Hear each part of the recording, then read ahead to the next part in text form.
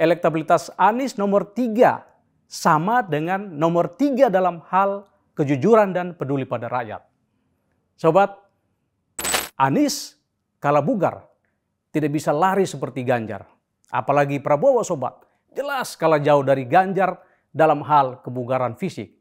Ini olahraga murah meriah sobat, cukup kita beli sepatu, celana, dan kaos produk dalam negeri, harganya tak sampai sejuta.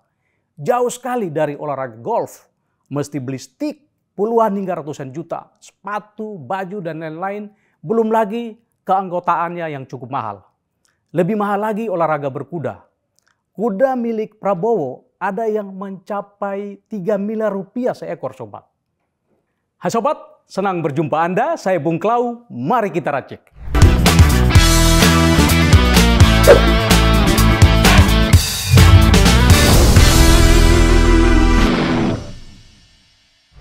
Kita semua memiliki kriteria dalam memilih calon presiden kita.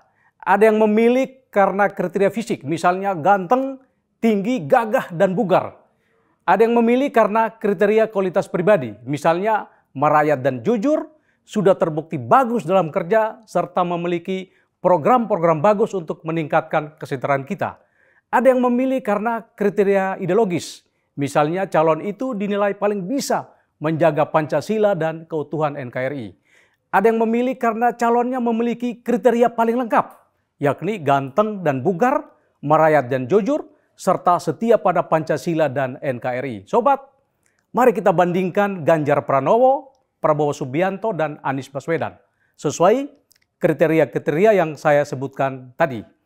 Kalau ganteng, ketiganya sama-sama ganteng.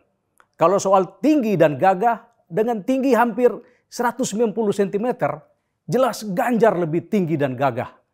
Bicara kebugaran, jelas Ganjar lebih bugar.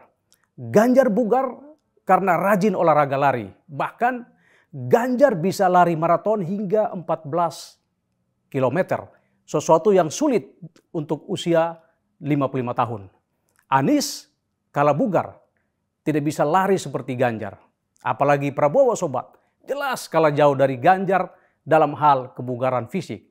Jadi sobat, Ganjar unggul dalam aspek fisik, ganteng, tinggi, gagah, dan bugar. Memimpin negara kepulauan yang membentang dari Sabang sampai Merauke dengan luas 1,9 juta kilometer, tentu saja membutuhkan fisik yang prima dan bugar.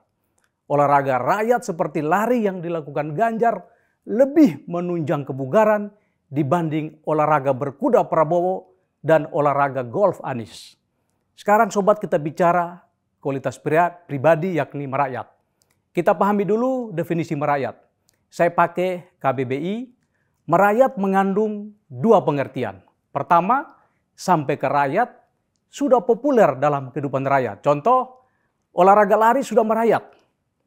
Kedua, bersifat dan berlaku seperti rakyat atau orang kebanyakan. Misalnya beraktivitas seperti yang dilakukan rakyat. Rakyat kebanyakan suka olahraga lari dan jalan kaki. Ini olahraga murah meriah sobat. Cukup kita beli sepatu, celana, dan kaos produk dalam negeri, harganya tak sampai sejuta. Jauh sekali dari olahraga golf, mesti beli stick puluhan hingga ratusan juta, sepatu, baju, dan lain-lain, belum lagi keanggotaannya yang cukup mahal. Lebih mahal lagi olahraga berkuda. Kuda milik Prabowo ada yang mencapai 3 miliar rupiah seekor sobat. Merayat dalam pengertian yang lebih luas adalah peduli kepada persoalan rakyat. Kepedulian ini juga bukan pura-pura alias polesat, tetapi memang karena asli. Pemimpin yang terlahir dari keluarga rakyat kebanyakan biasanya memiliki jiwa kerakyatan yang asli alias tidak pura-pura merayat. Beda dengan pemimpin yang terlahir dari keluarga kaya dan lebih banyak hidup dalam lingkungan elit. Mungkin roh kerakyatannya hasil polesan. Soal merayat ini memang sangat penting di mata pemilih sobat. Terbukti kita lihat hasil survei SMRC Mei 2023, hampir 30% pemilih menghendaki calon presiden memiliki kepedulian terhadap rakyat. Kriteria merayat ini hanya kalah dari kriteria kejujuran sebesar 40,7%. Dan untuk kriteria paling peduli kepada rakyat Ganjar nomor 1 dengan persentase 46%. Prabowo dan Anies masing-masing hanya mendapat 19%. Untuk kriteria kejujuran, 30% menilai Ganjar paling jujur. Disusul Prabowo 20% dan Anies 19%. Jadi sobat, Ganjar lebih jujur dan merayat dibanding Prabowo dan Anies. Memang ada kriteria lain yang juga masuk pertimbangan, namun sangat kecil sobat.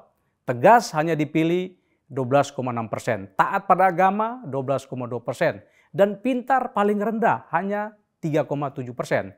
Jadi sobat, rakyat tidak butuh calon presiden yang semata-mata pintar secara akademis, pintar berpidato, tetapi pemilih lebih membutuhkan calon presiden yang lebih pintar dalam bekerja.